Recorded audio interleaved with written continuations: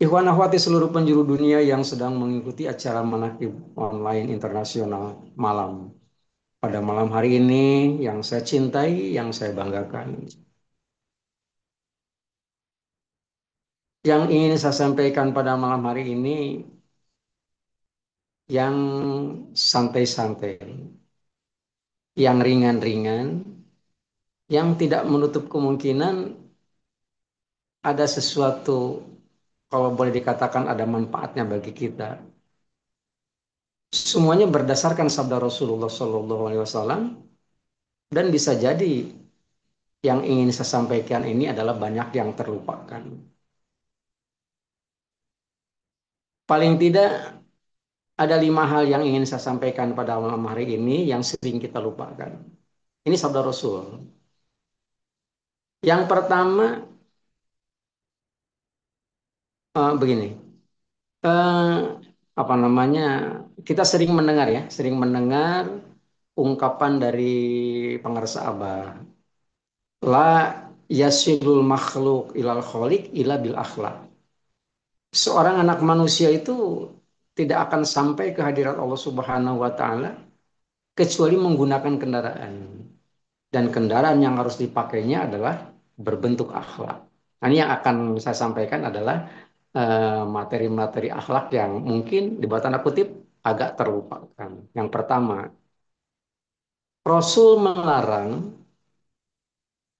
melarang kita untuk tertawa, apalagi menertawakan orang yang kentut.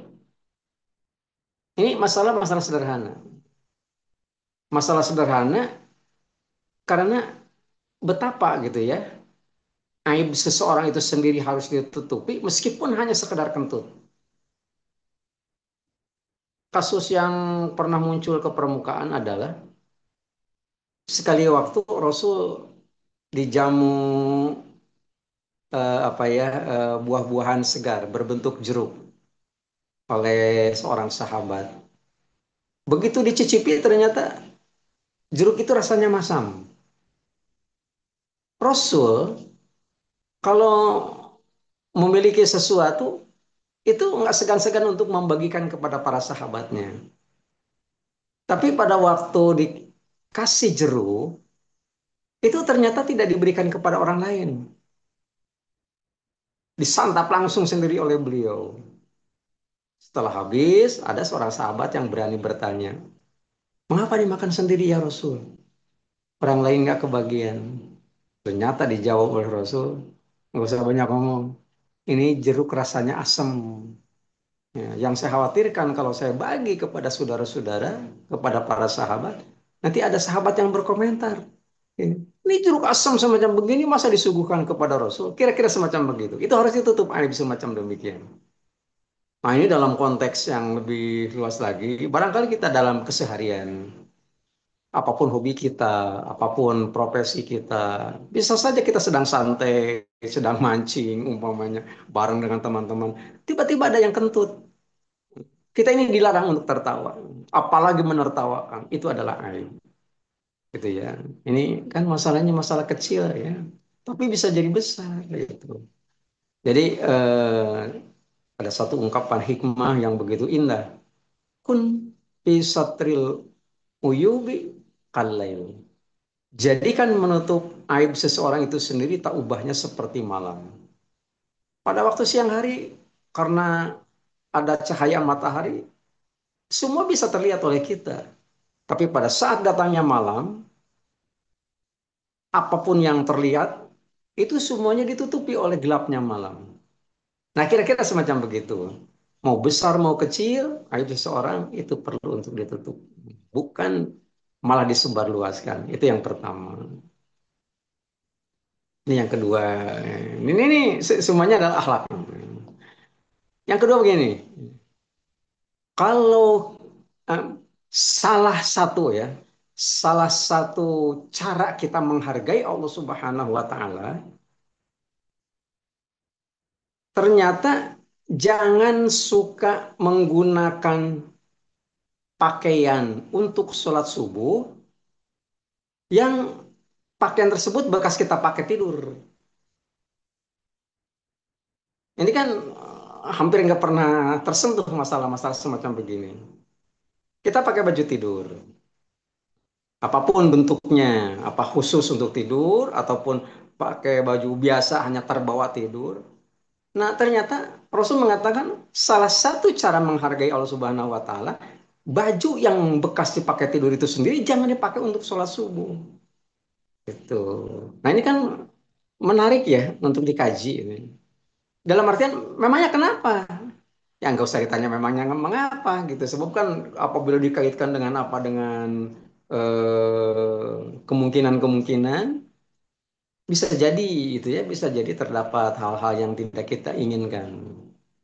Yang tidak kita inginkan umpamanya sampai-sampai ada salah satu sabda Rasul yang mengatakan apabila kita bangun daripada tidur cepat cuci tangan, bersihkan telapak tangan kita.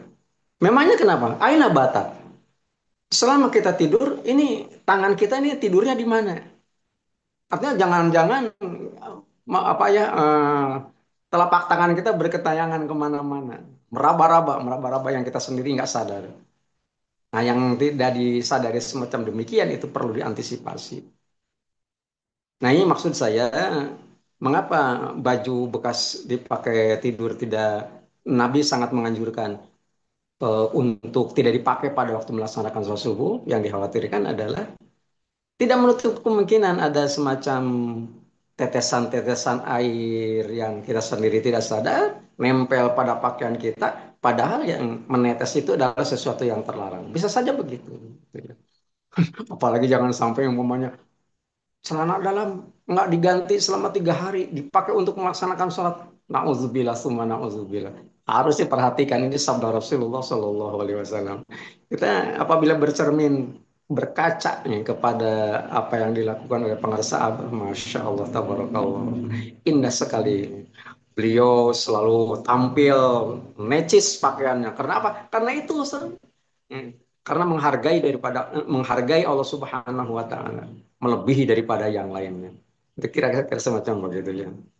Dan apapun yang kita amalkan berbentuk ilmu daripada pengersa Abah itu sendiri, meskipun Abah tidak memberikan penjelasan, itu semuanya adalah memproteksi diri kita dari kemungkinan-kemungkinan negatif yang bakal terjadi pada diri kita. Salah satu di antaranya. Ini termasuk yang ini ya, maksud saya termasuk pakaian yang bekas kita pakai tidur kemudian dipakai sholat. Ya, yang dikhawatirkan semacam begini. Kalau satu sabda Rasul yang terkenal, salah satu yang menyebabkan beratnya siksa kubur itu sebenarnya permasalahannya sederhana. Bukan karena dia melakukan begini, bukan dia melakukan begitu. Bisa saja orang melakukan perbuatan dosa, kemudian diancam oleh siksaan di dalam kubur. Bisa saja begitu. Tetapi kata Rasul, yang paling banyak siksaan di dalam kubur itu sendiri, itu diakibatkan karena masalah kencing. Masalah air kencing. Nauzubillah. Luar biasa gitu. Nah, kita ini diproteksi oleh pengersa abad. Di sisi apa diproteksinya? Nah, kan kita tidak bisa mendeteksi ya, apakah ada percikan air kencing yang nempel pada pakaian kita, terutama pada bagian pakaian dalam kita. Kita nggak paham, apalagi apabila terjadi pada waktu malam hari. Nah, makanya dipatenkan oleh pengarsa Abah, pagi-pagi kita sarapan. Ya, sarapan orang TKN, sholat sunat 20 rakaat. Itu untuk memproteksi itu diantaranya. Yang 20 rakaat itu kan sholat isyraq 2 rakaat, isti'adzah 2 rakaat, istikharah 2 rakaat sambil duduk, isti'anah 4 rakaat. Udah 10 tuh. Ya. Ditambah lagi ya, setelah kita berdoa, setelah kita membacakan atau doa Saifi Yamani dan macam-macam gitu. Nah, kemudian kita melanjutkan sholat duha. 8 rakaat 2 kali salam. Nah, yang terakhir sambil duduk kita melaksanakan sholat sunat kifaratul baul. Kifaratul baul itu sendiri adalah untuk mengkiparati, untuk menutupi, untuk membersihkan kemungkinan-kemungkinan dosa daripada air kencing. Nah, jadi meskipun umpamanya Abah tidak memberikan penjelasan, tetapi sabda Rasul mengatakan demikian. Jadi salah satu beratnya siksa di dalam kubur adalah karena masalah air kencing. Nah, bagaimana caranya kita untuk menetralisir? Jangan lupa melaksanakan sholat sunat kifaratul baul. Itu yang kedua. Yang ketiga, ini yang hadir kan apa ya sudah berumur gitu ya. Sudah berumur dalam artian di atas rata-rata lah. Di atas rata-rata jatah umur manusia gitu ya. Kalau dulu kan eh, dalam salah satu hadisnya Nabi mengatakan rata-rata umur umatku kan 60 tahun. Nah, ada yang sudah lewat, termasuk saya udah lewat gitu. Tapi kan ada lagi hasil penelitian gitu ya. Untuk tahun 2025 ternyata usia harapan hidup itu naik. Dari 60 menjadi 73,5. Jadi yang baru 70 tahun masih ada harapan 3,5 tahun. Nah itu dalam namanya saja harapan hidup. Nah jadi persoalannya adalah begini. Ternyata orang yang sudah bertambah usianya itu suka tumbuh uban. Hmm, Suka tumbuh uban. Kalau melihat fakta di lapangan apalagi di kampung-kampung, kakek ataupun nenek itu biasanya baru tumbuh uban. Tapi kalau zaman sekarang bisa saja anak tidak seusia kakek dan nenek, dalam artian masih usia, taruhlah semacam masih muda, usia 30. Tapi sudah ada yang mengeluarkan uban. Kalau orang tersebut sudah statusnya kakek ataupun nenek, itu kadang-kadang meminta jasa, ya, bantuan cucu-cucunya untuk mengambil uban. Nah ini ternyata dalam salah satu sabda Rasul diungkapkan bahwa jangan sekali-kali kita mencabut uban. Memangnya kenapa? Ternyata ada penjelasannya. Nanti di hari kiamat itu sendiri uban itu akan bercahaya. Akan bercahaya menunjukkan bahwa orang itu benar-benar original gitu. Dalam artian eh, bisa saja orang itu memanipulasi warna dan sebagainya. Nah, itu akibat daripada ada maksud-maksud tertentu yang dilakukan oleh yang bersangkutan. Tapi pada dasarnya uban itu sendiri merupakan salah satu tanda seseorang. Nah, kata Rasul di akhirat itu nanti akan ada mengeluarkan cahaya dan itu ciri daripada orang yang baik. Itu di antaranya. Itu sudah tiga nih. Yang keempat, maaf khusus untuk perempuan.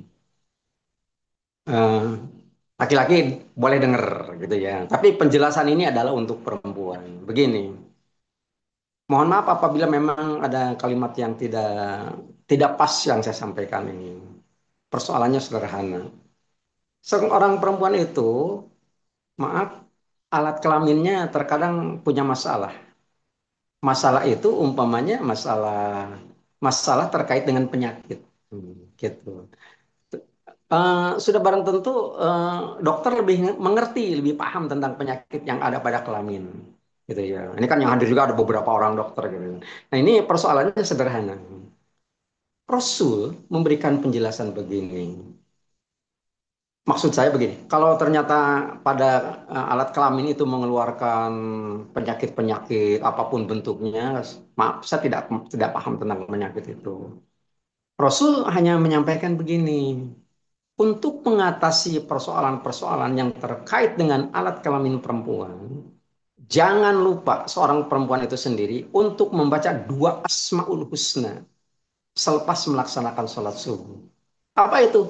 Ya Malik, ya Kudus. Ya Malik, ya Kudus. Tidak disebutkan harus berapa kali. Dan Abah belum memberikan sinyal itu harus segera dibaca. Karena apa? Mungkin belum banyak persoalan. Belum banyak persoalan yang menimpa para akhlak gitu. Tapi Rasul sudah memberikan sinyal. Jadi tidak menutup kemungkinan kita pun perlu untuk mengantisipasi dari sekarang. Jadi bagaimana caranya agar apa ya kesehatan tetap terjaga, bukan hanya kesehatan fisik, mental juga terjaga, itu diakibatkan adanya sinkronisasi antara kebersihan lahir dan kebersihan batin.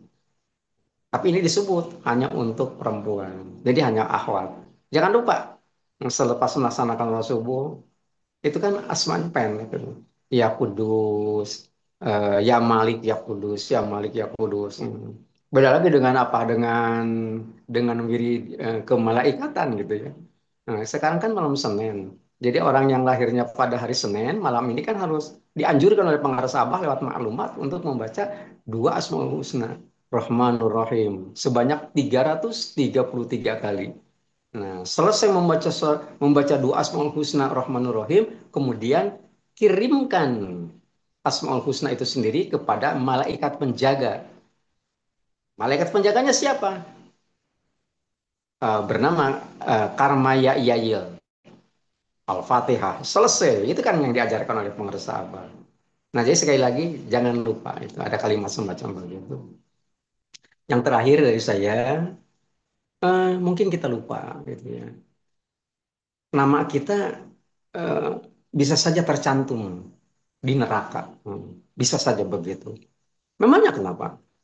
Ada ayat Al-Quran yang mengatakan begini, yang berbunyi ayat 79 daripada surat Al-A'raf.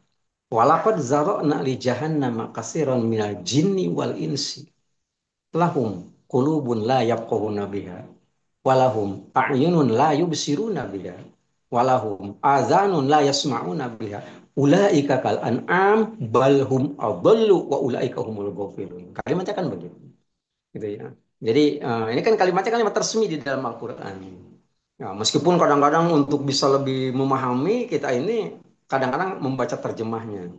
Dan di dalam teks tanbih saja yang setiap manakib kita baca itu kan hanya terjemahnya. Ya.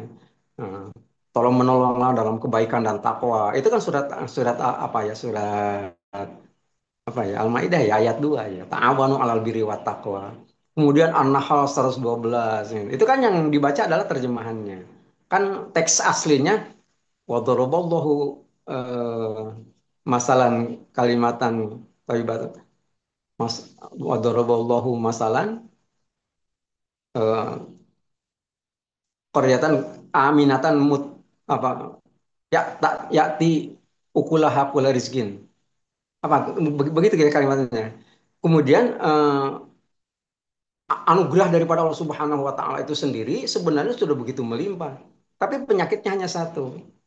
Fakaparot bi an umillah fa azaqahallahu liwasaju wal khawf bima kanu yasnaun. Kalimatnya kan begitu aslinya. Nah, ini ternyata berdasarkan ayat yang saya sampaikan tadi, 79 daripada surat Al-A'raf, tidak menutup kemungkinan. Karena di situ dicantumkan ada jin dan manusia akan menjadi calon penghuni neraka.